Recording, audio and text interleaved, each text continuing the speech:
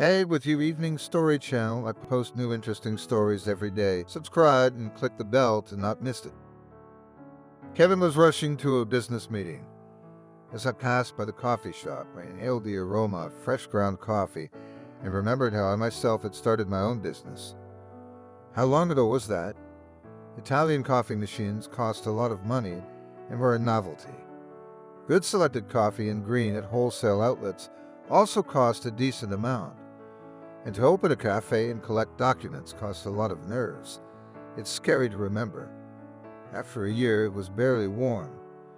Kevin made a platform on the street where he put plastic tables and chairs. They'd also brought barrels of beer and vase. How was he a young entrepreneur, the maximalist? He believed he could do it all and worked non-stop. He worked, stood, sold, almost falling asleep at the counter. And he and his wife lived on a bare stomach because it was necessary to repay her loan taken for the opening of the business. And now, with a chain of restaurants, he was a very rich man. But all achieved young people themselves. He and his wife Vanessa, as he affectionately called her. Passing by the coffee shop, he smiled sweetly. What did the girls do for coffee? Kevin usually drove his car to work and home for meetings. But today was such a nice spring day.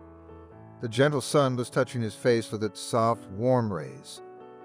I wanted to put my face and hands to it and listen to the singing and joyful chattering of birds.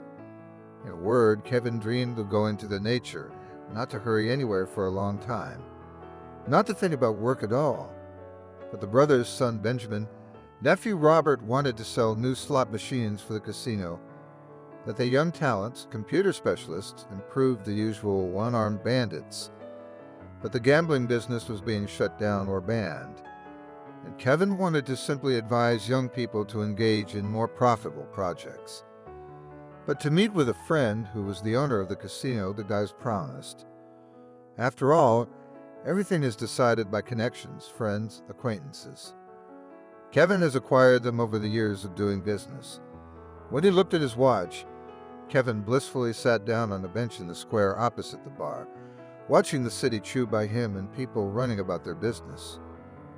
Cars rattled by, old streetcars rumbled by. The air was filled with everyday noise, drowning out the rustling of leaves. Look for the habitat of city birds.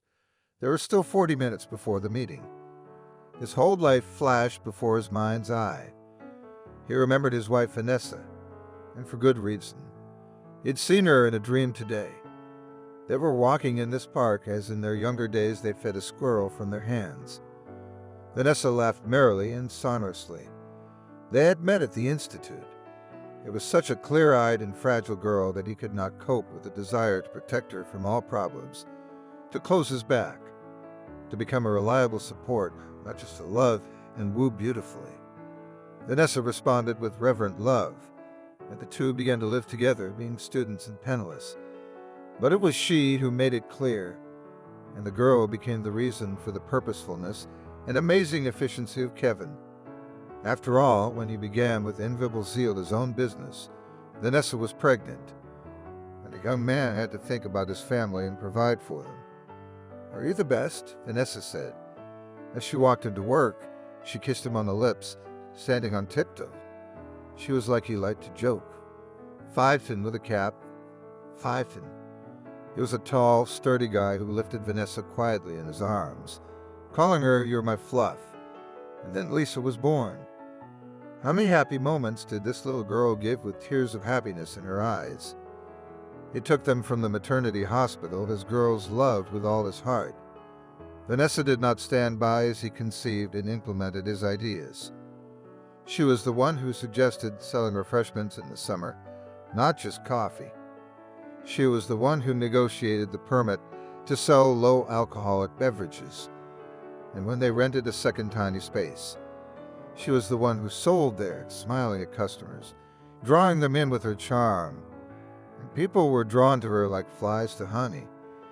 And in the small bar was a lot of regular customers thanks to Vanessa, although she had to leave her daughter on the nanny or his mother's grandmother and herself to work. She found joy and happiness in everything, and charged the whole family with positive emotions, even though she was sometimes very tired. But Kevin himself was strict and demanding. Growing up, Lisa, in the life of their young family, there were fights and arguments. And again, twice Vanessa, taking her daughter, went to another city to her mother's sister, where she lived until she entered the institute and got married. All the fault was his temper and irritability, but Vanessa was forgiving. Lisa loved her father very much. After another big quarrel, Kevin decided to do the girls a favor and bought a trip to a seaside sanatorium. Lisa was finishing ninth grade, and they had recently celebrated her 16th birthday. It was a period in Kevin's life when he was almost never at home, owed a large amount of money to gangsters, so he worked like a cursed. And you took your anger out on Vanessa. She put up with it, kept quiet, and you can calmed him down. Didn't remind him that she warned him not to get involved until they expanded. 2 places were enough for them. After all, only a couple of years ago paid off the loan for the existing bars and their equipment. And they hadn't paid off the whole rent yet. I've been learning on the spot for 13 years. Because of your indecisiveness, because of your persuasion, and that's stupid. We have enough. We barely have enough.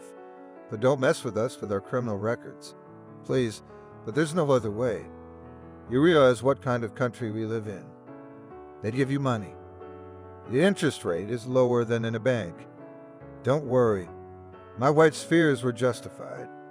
The debt doubled when I didn't pay them back in time. I almost had to sell the apartment. I had to work nights. It was his first night bar with karaoke and disco. A large concert hall where criminals like to celebrate their birthdays and successful deals. He himself was the administrator and supplier and hired employees, thinking like an experienced chess player how and on what to save money. He only hired extra waiters for custom-made evenings. After all, there were very few people on staff. A few people in the kitchen and 3 waiters in the hall. When he finally paid, he sighed freely and felt real relief. Vanessa and Lisa went to the sea. Kevin did not see them off. He was busy again. The driver took them to the train station. After 3 months in the sanatorium, his wife and daughter went to see their Aunt Miranda, the elder mother-in-law, a lonely and not young woman who had been ill for the last few years during the whole summer and September. Kevin did not see his girls, communicated by Skype and by phone. He missed them very much and was already hurrying with their return. He even wanted to follow them himself. We'll get there on our own. Vanessa convinced me. We'll be out of here in a couple more days. I know. Honey misses you too. I'll see you soon from school. I didn't ask Lisa. We learned the topics we missed. Don't be a nerd. She's a smart girl. We'll catch up. Kisses, my darling. Remembering the last days while my daughter and wife were alive. Kevin's eyes filled with tears. Everything after that was a blur. They didn't come back, killed in an accident. A drunken major driver on an expensive Jeep at the entrance to the city at high speed collided with their car and killed everyone and the driver. Losing his wife and daughter was unbearably painful. At first, he drowned out his loneliness and emptiness with alcohol and drugs. There was no one to take revenge. That asshole also died in the hospital from his injuries. It wasn't until a year later that Kevin came to his senses. He woke up in a rehab center where his mother and brother brought him. The business almost did not suffer, because behind him were serious guys and did not let Kevin slip into the abyss. When he woke up, he became co-owner of only one night bar and one summer coffee shop. And that was thanks to his brother Benjamin, who shut him down. He helped him out. He then led him to AA, where Kevin was given hospitality and support, where strangers worried and prayed for him, who then became his real family, taking a firm place in his lonely soul. After all, it was not possible to quit the addiction and drown out problems and depression with alcohol from the first time. I had a breakdown for several more years.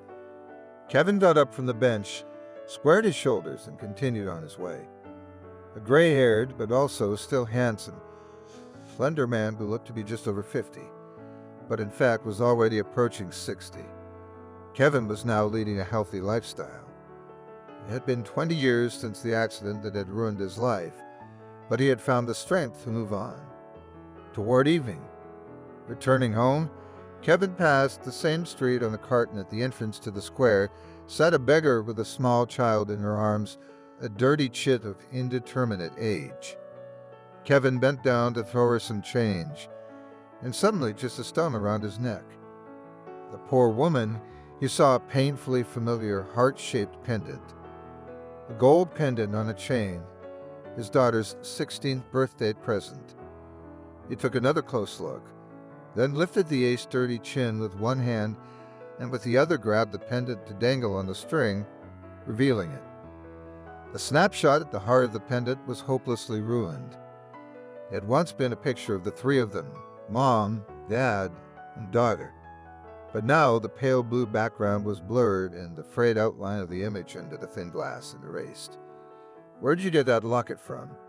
Kevin asked.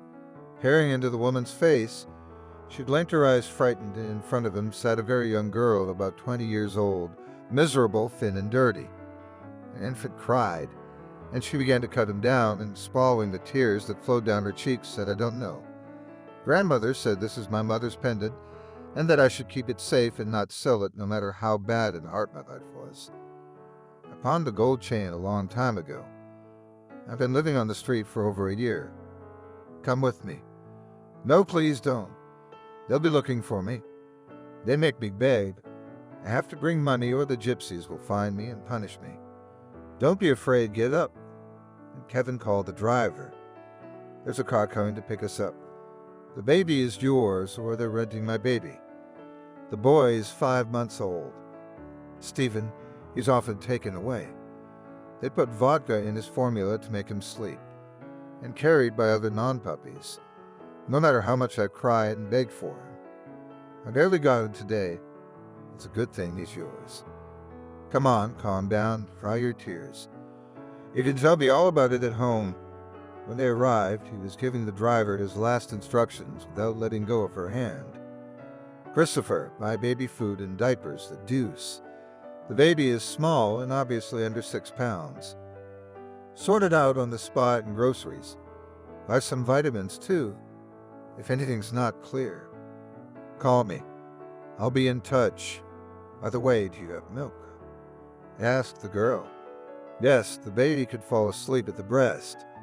Tell me your name, where you're from, and most importantly, I'm interested in where you got this pendant." It turns out that the girl Emily lived in the same town as Miranda, Vanessa's aunt. Kevin remembered through the fog and an alcoholic haze of those years that she had come the first time to Vanessa and Lisa's funeral. Then again, she lived in an orphanage, then a boarding school. Remembers being withdrawn and scared, hounded by the taller kids in the orphanage, he was told by an older woman. She gave her this pendant, told her to keep it safe. But then a kind woman with sad eyes. Unfortunately, she never came back. Emily hid it from everyone and kept it safe, as if her whole life depended on it. After graduation from boarding school, Emily got involved with a bad company. The guys fell under the article for a drunken brawl and infliction of grievous bodily harm. Linda's friend, leaving her, went to her relatives. Emily woke up, found herself on the street without means of subsistence. She had to survive. Once at the train station where she sometimes slept, she was noticed by 2 young gypsy women who gave her food and drink. She remembers vaguely how she got to the Roma. They were not ceremonious with her, forced her to work in the fields and sell drugs on the street in certain places, until one gypsy had his eye on Emily. He caught her and got her drunk. He raped her, made her pregnant, and raped her until the child was born. Was under the watchful eye of an old gypsy woman who followed her around, not asking for alms and giving her money. For any provocation, she was severely punished and beaten, and the child was taken away. How was she let out of sight today? Emily didn't know. They must have seen her and would be looking for her. It's a good thing she's with her. You're going to take the pendant and you're going to kick me out. No, you're going to stay here for a while. Go on, we'll have dinner soon. The baby before bed. I think Christopher will bring him diapers and clothes.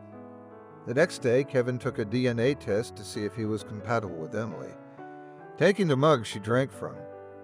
Then he went to see his brother, his only sibling. They buried my mom 10 years ago. I'm sorry, but I don't know anything, Kevin. Miranda died 3 years later. You were still having a breakdown and drinking. She came to visit. I remember she needed to talk to you urgently. Then she saw you in a state and asked me to tell you to come to her when you'd come to your senses. I was sure you'd seen her. I went, yeah, I had a lot on my plate and my mom was sick. And you weren't thinking straight. I have a family of my own, a wife and 2 kids. You know it's a tough time. Kevin was in for a real surprise. Emily turned out to be his blood relative by all accounts. More like a granddaughter. It was a huge shock to the lonely man, and the puzzle pieces came together.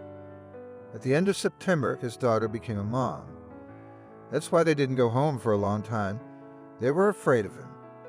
Knowing the cool temper and nervousness of the last few months, Kevin could barely contain himself. Wanted to confess and then wrote a refusal of the child or agreed that they would take it away in a month. And most importantly, who the father was. Those mysteries remain to be solved, but that's not what Kevin was preoccupied with right now. Life is full of amazing events, but to teach in humility and to accept trials with dignity. He flew home on wings. Emily was breastfeeding the baby. She looked up at him with her big, frightened eyes. When Kevin whirled into the room, "You're my granddaughter. My wife and daughter didn't introduce us for one reason. They died, and I'm sorry for everything. Girl, I didn't know you existed either. It took me a long time to get back to normal." "Is there such a thing?" asked a shocked Emily. "And you go chase me away.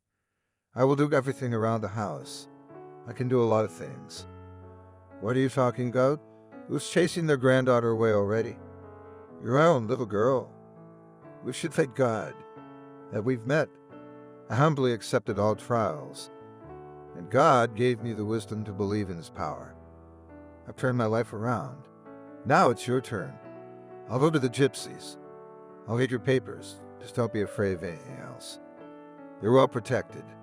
I'd stopped shaking like a leaf, hugging my granddaughter, feeling Kevin's insecurity, tense to the point of trembling. "You gave me the meaning of life, a granddaughter." And he took the boy in his arms, who fell asleep to the quiet, gentle voice of his great-grandfather. Soon his young mother would also be at peace.